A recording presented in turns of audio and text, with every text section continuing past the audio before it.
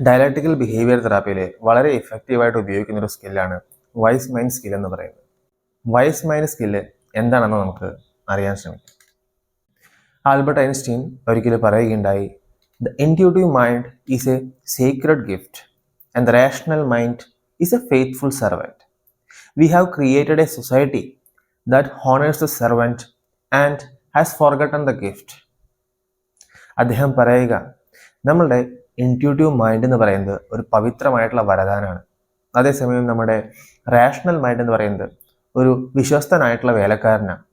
ആ മഹത്തായ വരദാനത്തെ മറന്നുകൊണ്ട് ആ വേലക്കാരനെ ബഹുമാനിച്ച് മാത്രം മുന്നോട്ട് പോകുന്ന ഒരു തരത്തിലുള്ള ജീവിത പ്രവർത്തികളായി മാറിയിട്ടുണ്ട് നമ്മുടെ. 1920 ആൽബർട്ട് ഐൻസ്റ്റീൻ തൻ്റെ പ്രസിദ്ധമായിട്ടുള്ള ഗ്രൗണ്ട് ബ്രേക്കിംഗ് ആയിട്ടുള്ള തിയറി ഓഫ് റിലേറ്റിവിറ്റി അവതരിപ്പിക്കുകയുണ്ടായി. അന്നത്തെ കാലഘട്ടം വെച്ച് നോക്കുമ്പോൾ അന്നത്തെ ശാസ്ത്രത്തിന് അറിയുന്നതിനേക്കാളും വളരെ വ്യത്യാസമായതുകൊണ്ടും വളരെ നൂതനമായതുകൊണ്ടും അദ്ദേഹത്തിന് വളരെയധികം എതിർപ്പും മറ്റും ശാസ്ത്ര കമ്മ്യൂണിറ്റിയിൽ നിന്നും മറ്റും നേരിടേണ്ടതായിട്ട് വന്നു. ആ സമയത്ത് അദ്ദേഹം തൻ്റെ വർക്കിൽ, തൻ്റെ ആ തിയറിയിൽ വിശ്വാസം അർപ്പിച്ച് നിലകൊള്ളുകയാണ് ചെയ്തത്.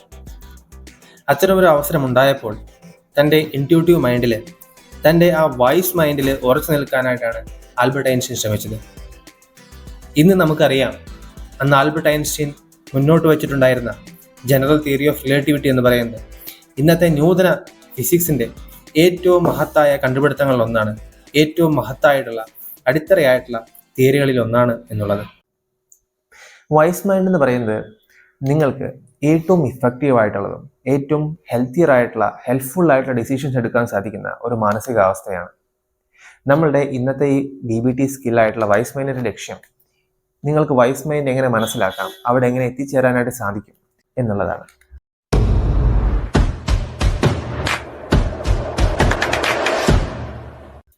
ആദ്യം തന്നെ നമ്മൾ മനസ്സിലാക്കേണ്ടതുണ്ട്, നമുക്ക് 3 തരത്തിലുള്ള വ്യത്യസ്ത തരത്തിലുള്ള മൈൻഡ്സ് ഉണ്ട്. ഒന്നാണ് ഇമോഷണൽ മൈൻഡ്, 2 റാഷണൽ മൈൻഡ്, 3ാമത്തെയാണ് വൈസ് മൈൻഡ്. നമ്മൾ ബഹുഭൂരിപക്ഷം സമയവും ഇമോഷണൽ മൈൻഡിലും അല്ലെങ്കിൽ റാഷണൽ മൈൻഡിലായിരിക്കും. ഈ ഇമോഷണൽ മൈൻഡ് എന്താണെന്ന് നമുക്ക് നോക്കാം. ഇമോഷണൽ മൈൻഡ് എന്ന് പറയുമ്പോൾ ഇമോഷൻസ് ആണ് പലപ്പോഴും നിങ്ങളുടെ ചിന്തകളെയും അതുപോലെ തന്നെ നിങ്ങളുടെ ത്വരകൾ, പെരുമാറ്റങ്ങളൊക്കെയും കൺട്രോൾ ചെയ്യുന്നത്. ഇത്തരത്തിലുള്ള ഒരു കൺട്രോൾ എന്ന് പറയുന്നത് പലപ്പോഴും നിങ്ങളുടെ ഭാവിയിലോട്ടുള്ള ലക്ഷ്യങ്ങൾ, നിങ്ങളുടെ സ്വപ്നങ്ങൾക്ക് എതിരായിട്ട് വരാറുണ്ട്. ഉദാഹരണത്തിന്, നിങ്ങൾ റോഡിലോട്ട് പോകുമ്പോൾ ആരെങ്കിലും അടുത്ത് വഴക്കിടുന്നു, നിങ്ങൾ മറ്റൊരാളുടെ അടുത്ത്, നിങ്ങളുടെ ബോസിൻ്റെ അടുത്തോ മറ്റ് എംപ്ലോയീസിൻ്റെ അടുത്തോ ദേഷ്യത്തോടുകൂടി പെരുമാറുന്നു. ഇതൊക്കെയും നിങ്ങളുടെ മുന്നോട്ടുള്ള ലക്ഷ്യങ്ങൾക്ക് ഒരു പരിധിവരെ പ്രശ്നമായി തീരാൻ സാധ്യതയുള്ള കാര്യങ്ങളാണ്. അതുപോലെ തന്നെ നമ്മൾ ദുഃഖിച്ചിരിക്കുന്ന സമയങ്ങളിലും മറ്റും നമ്മൾ കണ്ടിന്യൂസ് ആയിട്ട് ബെഡിലിരിക്കും. നമ്മൾ റെസ്പോൺസിബിലിറ്റീസിൽ നമുക്ക് ശ്രദ്ധിക്കാൻ സാധിക്കാതെ നമ്മളൊരു ബെഡിലൊക്കെ ഒതുങ്ങിക്കൂടുന്ന തരത്തിലുള്ള ഒരു പെരുമാറ്റം പലപ്പോഴും നമ്മൾ കാണിക്കാറുണ്ട്. ഇത്തരത്തിലുള്ള സമയങ്ങളിൽ പലപ്പോഴും നമ്മളുടെ റെസ്പോൺസിബിലിറ്റീസ് നമുക്ക് നിറവേറ്റാൻ സാധിക്കുന്നില്ല, അല്ലേ?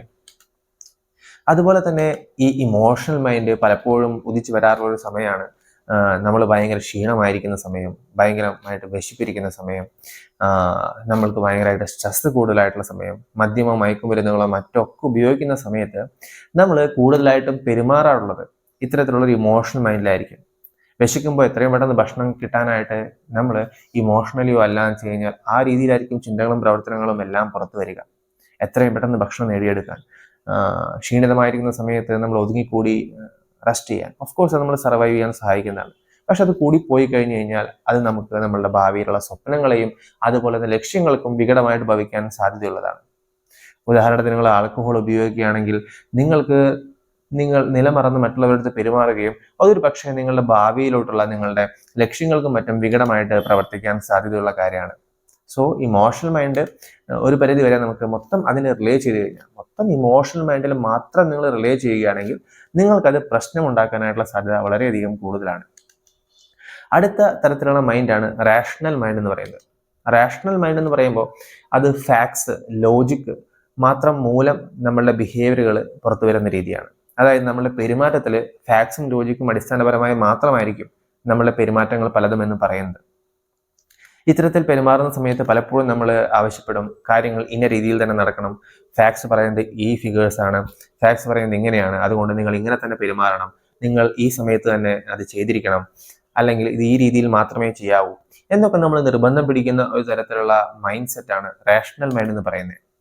ഉദാഹരണത്തിനായിട്ട് നിങ്ങളുടെ ഒരു എംപ്ലോയി, നിങ്ങളൊരു മാനേജർ ആണെന്നിരിക്കട്ടെ, നിങ്ങളൊരു എംപ്ലോയി അദ്ദേഹത്തിന് റൈറ്റ്ഫുൾ ആയിട്ടുള്ള ഒരു വെക്കേഷൻ അദ്ദേഹം എൻജോയ് ചെയ്തുകൊണ്ടിരിക്കുക. പക്ഷെ നിങ്ങൾക്കൊരു പ്രൊജക്റ്റ് വന്നു, അത് എത്രയും പെട്ടെന്ന് കഴിക്കാനായിട്ട് നിങ്ങൾ ആഗ്രഹിക്കുന്നു. അങ്ങനെ കഴിച്ചാൽ നിങ്ങൾക്ക് ഫിനാൻഷ്യൽ ബെനിഫിറ്റ് ഉണ്ട്, കമ്പനിക്ക് ഗ്രോത്ത് ഉണ്ട്. നിങ്ങൾ എത്രയും പെട്ടെന്ന് തന്നെ നിങ്ങളുടെ എംപ്ലോയിയെ ശകാരിച്ച് നിർബന്ധം പിടിപ്പിച്ച് അദ്ദേഹത്തിനടുത്ത് ആ പ്രൊജക്റ്റ് ചെയ്യാനായിട്ട് പറയുന്നു. ആ സമയത്ത് നിങ്ങളുടെ റേഷണൽ മൈൻഡാണ് പ്രവർത്തിക്കുന്നത്. അവിടെ നിങ്ങൾക്ക് അവരായിട്ട് എംപതൈസ് ചെയ്യാൻ സാധിക്കുന്നില്ല, അവരായിട്ട് ഇമോഷണൽ റിലേറ്റ് ചെയ്യാൻ സാധിക്കുന്നില്ല. അവരുടെ അവസ്ഥ, അവരുടെ അവകാശങ്ങൾക്ക് വേണ്ടി നിങ്ങൾക്ക് നിലകൊള്ളാൻ, അതിനെക്കുറിച്ച് ചിന്തിച്ചൊരു തീരുമാനം എടുക്കാൻ നിങ്ങൾക്ക് സാധിക്കുന്നില്ല. ഇതുപോലെ തന്നെ വേറൊരു ഉദാഹരണമാണ് നിങ്ങളുടെ ബർത്ത്ഡേ ആണ്. നിങ്ങൾക്ക് ബർത്ത്ഡേ കേക്ക് ഉണ്ടാക്കി കൊണ്ടുവന്നിട്ടുണ്ട്. പക്ഷെ എന്താ പ്രശ്നം എന്ന് വെച്ച് കഴിഞ്ഞാൽ ബർത്ത്ഡേ കേക്കിൽ കുറച്ച് പെർഫെക്ഷൻ കുറവാണ്. ഏതെങ്കിലും ഒരു അക്ഷരം എഴുതിയേക്കുന്നത് കുറച്ച് ഒന്ന് തെറ്റിപ്പോയി, അല്ലെങ്കിൽ അതൊന്നും അതിൻ്റെ സ്റ്റൈലൊന്ന് മാറിപ്പോയി. അതുകൊണ്ട് നിങ്ങൾ എത്രയും പെട്ടെന്ന് ഓർഡർ ചെയ്തിട്ട് ആ കേക്ക് വീണ്ടും ഉണ്ടാക്കാനായിട്ട് നിർദ്ദേശിക്കുക. അപ്പോൾ ഓൾറെഡി ഉണ്ടാക്കിയിട്ടുള്ള കേക്ക് എന്ന് പറയുന്നത് അവിടെ അധികമായി പോയി, അല്ലെങ്കിൽ അത് വേസ്റ്റ് ആയി പോകുന്ന ഒരു അവസ്ഥയാണ്. ഇവിടെയും നിങ്ങളുടെ മനസ്സ് പ്രവർത്തിക്കുന്ന ഒരു റാഷണൽ മൈൻഡ് എന്ന് പറഞ്ഞ രീതിയിലാണ്. റാഷണൽ മൈൻഡിൽ ഇമോഷൻസ് ഉണ്ടായിരിക്കില്ല. ഇമോഷൻസ് ഇല്ലാത്ത സമയത്ത് എന്താ പ്രശ്നം? നമ്മളുടെ ആ വാല്യൂ, നമുക്ക് മറ്റുള്ളവരുമായിട്ട് സഹാനുഭൂതിയോടുകൂടി പെരുമാറാനായിട്ടുള്ള കഴിവ്, മറ്റുള്ള ആവശ്യങ്ങൾ മനസ്സിലാക്കിയിട്ട് ഏറ്റവും ഉചിതമായ രീതിയിൽ അവരുടെ അടുത്ത് പെരുമാറാനായിട്ടുള്ള ആ സന്നദ്ധത, ആ താല്പര്യം അത് അവിടെ ഉണ്ടായിരിക്കില്ല. സോ മറ്റുള്ളവരുടെ ആവശ്യങ്ങളെ മനസ്സിലാക്കാൻ സാധിക്കാതെ, എംപതൈസ് ചെയ്യാൻ സാധിക്കാതെ, നമ്മുടെ വാല്യൂ സിസ്റ്റം നമുക്ക് ഇല്ലാത്ത രീതിയിൽ പെരുമാറുന്നതായി പോവും നമ്മൾ റേഷണൽ മൈൻഡിനെ കംപ്ലീറ്റ്ലി റിലേ ചെയ്താൽ ഉണ്ടാകുന്നത്. ഇനി ഈ രണ്ടും കൂടിച്ചേരുന്ന അവസ്ഥയാണ് ഈ റേഷണൽ മൈൻഡും അതുപോലെ തന്നെ നമ്മുടെ ഇമോഷണൽ മൈൻഡും കൂടിച്ചേരുന്ന, റേഷണൽ മൈൻഡും ഇമോഷണൽ മൈൻഡും കൂടിച്ചേരുന്ന ഈ രണ്ട് വൃത്തത്തിൽ നടുക്കിലുള്ള പോർഷനാണ് നമ്മളുടെ വൈസ് മൈൻഡ് എന്ന് പറയുന്നത്. വൈസ് മൈൻഡിൽ ഫാക്ട്സ് ഉണ്ടായിരിക്കും, ലോജിക് ഉണ്ടായിരിക്കും, ഇമോഷണൽ കാര്യങ്ങൾ, ഇമോഷണൽ അണ്ടർസ്റ്റാൻഡിങ്ങൾ, സഹാനുഭൂതി അതുണ്ടായിരിക്കും. നമുക്കുള്ള സെൻസറി എക്സ്പീരിയൻസ്, നമുക്ക് നമ്മളെ സെൻസുകളിൽ കൂടി മനസ്സിലാക്കാവുന്ന ഇമ്പോർട്ടൻ്റ് ആയിട്ടുള്ള ഇൻഫോർമേഷൻസ് എല്ലാം കൂടിച്ചേർന്ന് ഏറ്റവും ഉചിതമായിട്ട് ജ്ഞാനപൂർണമായിട്ട് എടുക്കാവുന്ന ഒരു മൈൻഡാണ് നമ്മളെ വൈസ് മൈൻഡ് എന്ന് പറയുന്നത്. ഇത് ഒരു പരിധി വരെ നമ്മൾ ഇൻറ്റ്യൂഷൻ എന്നൊക്കെ പറയില്ലേ, അതായത് സഹജജ്ഞാനം, ഉണർവ്, അന്തർജ്ഞാനം എന്നൊക്കെ നമ്മൾ മലയാളത്തിൽ പറയും ഇൻറ്റ്യൂഷനെ. സോ ഈ ഇൻറ്റ്യൂഷൻ നമ്മളുടെ ഉള്ളിലുള്ളൊരു ഗട്ട് ഫീലിംഗ്, നമുക്ക് ചില സമയത്ത് ഒരു ഫീലിംഗ് ഉണ്ടായിരിക്കില്ല, ഇത് ഈ രീതിയിലാണ് ചെയ്യേണ്ടത്, ഈ സമയത്ത് ഇത്തരത്തിൽ നമ്മൾ പ്രവർത്തിക്കണം, അതാണ് ഏറ്റവും ഉചിതമായിട്ടുള്ളത്. ആ റീസണിങ് ഒരു പരിധി വരെ വരുന്നത് നമ്മളുടെ ഇമോഷണൽ മൈൻഡും അതുപോലെ തന്നെ റേഷണൽ മൈൻഡും കൂടിച്ചേർന്ന് പ്രവർത്തിച്ച് ആണ് അത്തരത്തിലുള്ള തീരുമാനം നമുക്ക് എടുക്കാൻ സാധിക്കുക. അങ്ങനത്തെ ഒരു അവസ്ഥയാണ് ഇത് രണ്ടും കൂടിച്ചേർന്ന്, ഇമോഷണൽ മൈൻഡും റേഷണൽ മൈൻഡും കൂടിച്ചേർന്നിട്ടുള്ള നടുവിലുള്ള പോർഷൻ, ആ ബ്യൂട്ടിഫുൾ പോർഷനാണ് വൈസ് മൈൻഡ് എന്ന് പറയുന്നത്. ഇത്തരത്തിലൊരു മൈൻഡ് സെറ്റിൽ എത്തിച്ചേരാൻ it's not that easy. It will take practice. പ്രാക്ടീസിലൂടെയും നമ്മളെ പരിശ്രമത്തിലൂടെയാണ് നമുക്ക് ഇത്തരത്തിലൊരു മൈൻഡ് സെറ്റിൽ എത്തിച്ചേരാനായിട്ട് സാധിക്കുക. ഇതിന് ഇങ്ങനെ എത്തിച്ചേരാനായിട്ട് ചില എക്സർസൈസുകളുണ്ട്. വൈസ് മൈൻഡിൽ എത്തിച്ചേരാനായിട്ടുള്ള ഒന്നാമത്തെ ഉദാഹരണമാണ് ബ്രീത്തിങ് എക്സസൈസ് എന്ന് പറയുന്നത്.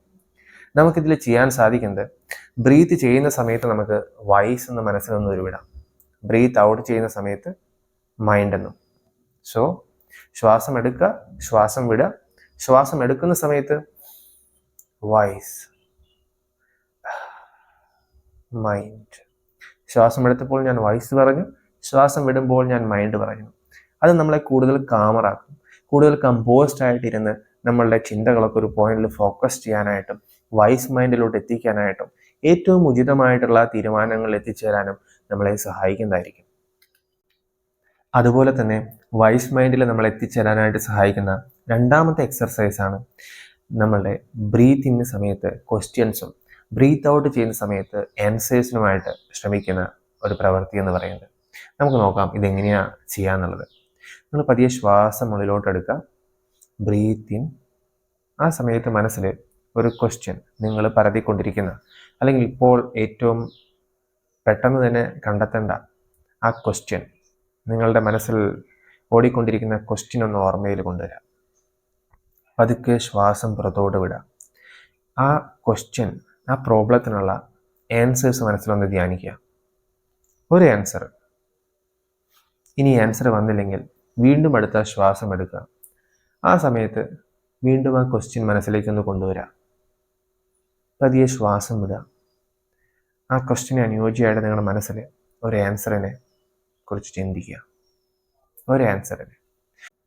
ഇത്തരത്തിലുള്ള എക്സസൈസ് ചെയ്യുമ്പോൾ നിങ്ങൾക്ക് നിങ്ങളുടെ മനസ്സിൽ വൈസ് മൈൻഡിനെ ആക്ടിവേറ്റ് ചെയ്യാൻ സാധിക്കുകയും, അതായത് ഇമോഷണൽ മൈൻഡും റേഷണൽ മൈൻഡും സംയോജിക്കുന്ന വൈസ് മൈൻഡിനെ ആക്ടിവേറ്റ് ചെയ്യാൻ സാധിക്കുകയും ഏറ്റവും അനുയോജ്യമായിട്ടുള്ള ആ ചിന്താഗതിയിൽ എത്തിച്ചേരാൻ സാധിക്കുകയും ചെയ്യും. ഇത് നിങ്ങൾ പ്രാക്ടീസ് ചെയ്ത് നോക്കുക. ഇത് നിങ്ങളുടെ ഇമോഷൻസും മറ്റും വളരെ ചഞ്ചലമായിരിക്കുന്ന സമയത്ത്, അല്ലെങ്കിൽ അത് പക്ക ഇമോഷൻ രീതിയിലേക്കോ അല്ലെങ്കിൽ പക്ക റേഷണൽ രീതിയിലാണോ നിങ്ങൾ പെരുമാറുന്നതെന്ന് നിങ്ങൾക്ക് തോന്നുന്ന സമയത്ത്, അല്ലെങ്കിൽ അങ്ങനെ പെരുമാറാൻ സാധ്യതയുള്ള സമയത്ത് നിങ്ങളിത് പ്രവർത്തിപ്പിക്കുക. ഇത് നിങ്ങളെ വളരെയധികം ഹെൽപ്പ് ചെയ്യുന്നതായിരിക്കും.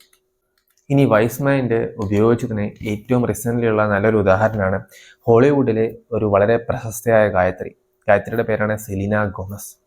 സെലീന ഗോമസ് ഒരിക്കൽ ഒരു ഇൻ്റർവ്യൂവിൽ പറഞ്ഞിട്ടുണ്ട്. അവൾ പറഞ്ഞിട്ടുള്ളത് ഞാൻ അതേ രീതിയിൽ നിങ്ങളുടെ അടുത്തൂടെ പറയാം. അവൾ പറയാം, I always ask myself what is my emotional mind saying. ഞാൻ എല്ലായ്പ്പോഴും എൻ്റെ മനസ്സിൻ്റെ അടുത്ത് ചോദിക്കാറുണ്ട്, എന്താണ് എൻ്റെ ഇമോഷണൽ മൈൻഡ് പറയുന്നത്? What is my reasonal mind saying? എന്താണ് എൻ്റെ റീസണബിൾ മൈൻഡ് പറയുന്നത്? And what is my wise mind saying? എന്താണ് എൻ്റെ വൈസ് മൈൻഡ് പറയുന്നത്? And I try to balance those 3 things. അതിനുശേഷം ഞാൻ ആ 3 കാര്യങ്ങളെയും, ഇമോഷണൽ, അതുപോലെ തന്നെ റേഷണൽ, വൈസ് മൈൻഡ്, ഇതിന് 3നെയും ബാലൻസ് ചെയ്യാൻ ശ്രമിക്കാറുണ്ട്. Sometimes I'm more emotional, sometimes I'm more reasonable, but I always try to find my wise mind. ചിലപ്പോഴൊക്കെ ഞാൻ വളരെ ഇമോഷണലാണ്, ചിലപ്പോൾ ഞാൻ വളരെ റീസണബിളാണ്. പക്ഷേ എപ്പോഴും ഞാൻ എൻ്റെ വൈസ് മൈൻഡിനെ, എൻ്റെ ഉണർവോട് കൂടിയിട്ടുള്ള ആ മൈൻഡിനെ, പക്ഷേ എല്ലായ്പ്പോഴും ഞാൻ എൻ്റെ വൈസ് മൈൻഡിനെ കണ്ടെത്താൻ ശ്രമിക്കാറുണ്ട്. And that's what helps me stay grounded and calm. And ഞാൻ മനസ്സിലാക്കുന്നു അതാണ് എന്നെ ഏറ്റവും കൂടുതൽ ഗ്രൗണ്ടഡും അതുപോലെ തന്നെ കാമായിരിക്കാനും സഹായിക്കുന്നത് എന്ന് പറയുന്നത്. സോ നിങ്ങളും നിങ്ങളുടെ വൈസ് മൈൻഡിനെ കൂടുതലായിട്ട് ഉപയോഗിക്കാൻ ശ്രമിക്കുക. തന്മൂലം കൂടുതൽ ഉചിതമായിട്ടുള്ള തീരുമാനങ്ങളും മറ്റുമെടുത്ത് ഒരു വിജയകരമായ ജീവിതം നയിക്കാനായിട്ട് ശ്രമിക്കുക. All the best.